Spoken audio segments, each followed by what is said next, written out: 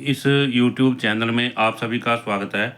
आज का हमारा टॉपिक है विज्ञान, कक्षा 8 अध्याय 1 और अध्याय का नाम है विज्ञान के अन्वेषी संसार की खोज यात्रा।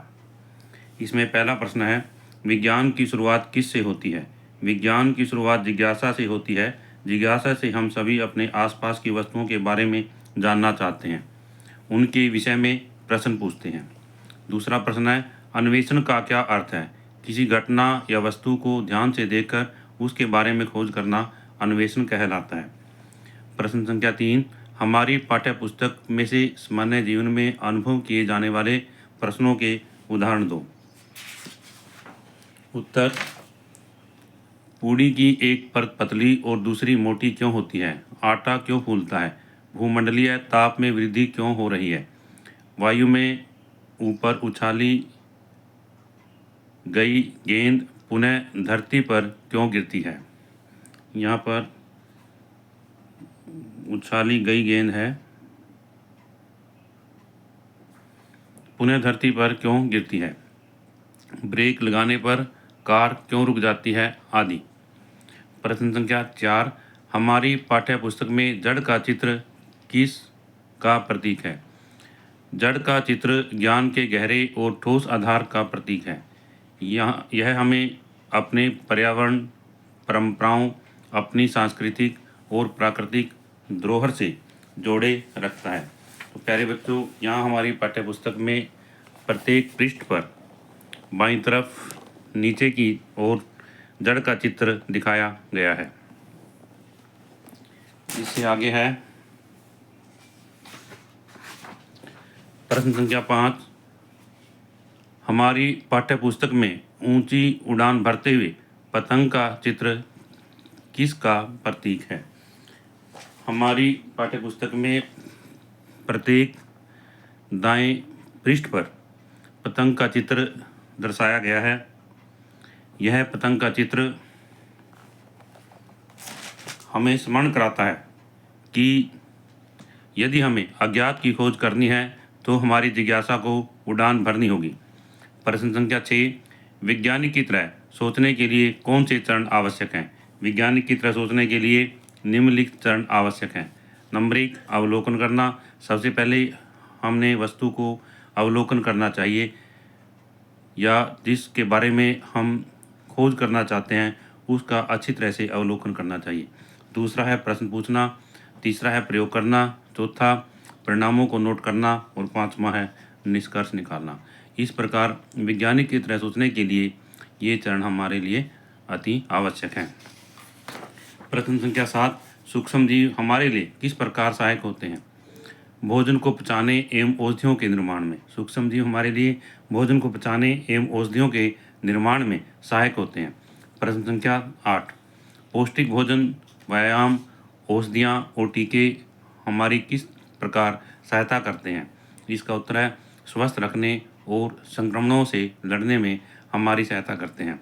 प्रश्न संख्या 9, विद्युत धारा के तापीय प्रभाव के दो उदाहरण दीजिए। उत्तर, विद्युत हीटर तथा विद्युत इस्त्री विद्युत धारा के तापीय प्रभाव पर काम करते हैं। प्रश्न संख्या 10, बल वस्तुओं की गति को किस प्रकार प्रभावित करता है?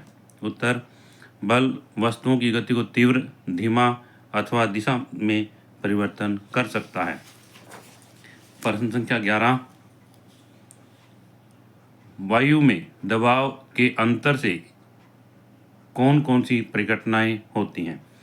इसमें है वायु में दबाव के अंतर से कौन कौन सी परिघटनाएं होती हैं? उत्तर, हल्की हवा, तेज हवा, तूफान तथा चक्रवात आदि वायु दबाव के अंतर के कारण ही बनते हैं। प्रश्न संख्या 12, भौतिक अवस्था के आधार पर हम पदार्थों को कितने भागों में बांट सकते हैं? उत्तर, भौतिक अवस्था के आधार पर हम पदार्थों को 3 भागों में बांट सकते हैं।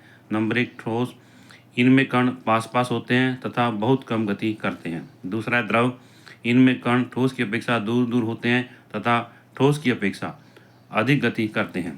प्रश्न संख्या 3, इनमें गैस तथा द्रव की अपेक्षा कण बहुत दूर दूर होते हैं।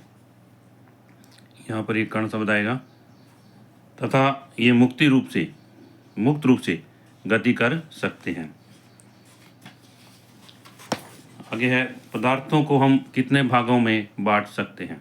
उत्तर, पदार्थों को हम 3 भागों में बांट सकते हैं। नंबर 1 तत्व, ये शुद्ध पदार्थ होते हैं जैसे लोहा, सोना, चांदी आदि। यौगिक, इसमें 2 या 2 से अधिक तत्व रासायनिक रूप से संयोजित होते हैं जैसे जल, इसमें हाइड्रोजन और ऑक्सीजन दोनों तत्व जो है संयोजित रूप से रासायनिक रूप से संयोजित हैं। मिश्रण, इनमें तत्वों को भौतिक विधि द्वारा अलग किया जा सकता है जैसे रेत और लौह चूर्ण का मिश्रण। प्रश्न संख्या 14, कैलेंडर बनाना किस प्रकार संभव हुआ? कैलेंडर या कालदर्शक बनाना किस प्रकार संभव हुआ? उत्तर, चंद्रमाओं की कलाओं के आवर्ती चक्रों का अवलोकन करके कैलेंडर बनाना संभव हुआ। प्रश्न संख्या 15, पारिस्थितिक तंत्र किसे कहते हैं? सभी सजीव, वायु, जल, सूर्य का प्रकाश तथा अपने चारों ओर के निर्जीवों के साथ मिलकर एक तंत्र का निर्माण करते हैं, इसे पारिस्थितिक तंत्र कहते हैं। प्रश्न संख्या 16, पृथ्वी पर जीवन क्यों पाया जाता है? उत्तर, पृथ्वी सूर्य से उपयुक्त दूरी पर है। नंबर 2, पृथ्वी पर जल द्रव अवस्था में पाया जाता है। नंबर 3, यहाँ वायुमंडल पाया जाता है तथा श्वास लेने के लिए ऑक्सीजन पाई जाती है। 4, यहाँ का वायुमंडल हानिकारक पराबैंगनी किरणों से बचाव के लिए सुरक्षा प्रदान करता है। नंबर 5, यहाँ का तापमान जीवन के अनुकूल है। प्यारे बच्चों, इस तरह से इस अध्याय के सभी प्रश्नों के उत्तर पूरे हुए। मैं आशा करता हूँ कि इस वीडियो के माध्यम से ये प्रश्न आपको समझ आए होंगे, और यदि ये वीडियो आपको अच्छी लगे तो आप इस वीडियो को लाइक करें, शेयर करें, कमेंट करें, और यदि आप इस चैनल पर नए हैं तो आप इस चैनल को सब्सक्राइब करें ताकि इस तरह की वीडियो आपको मिलती रहे।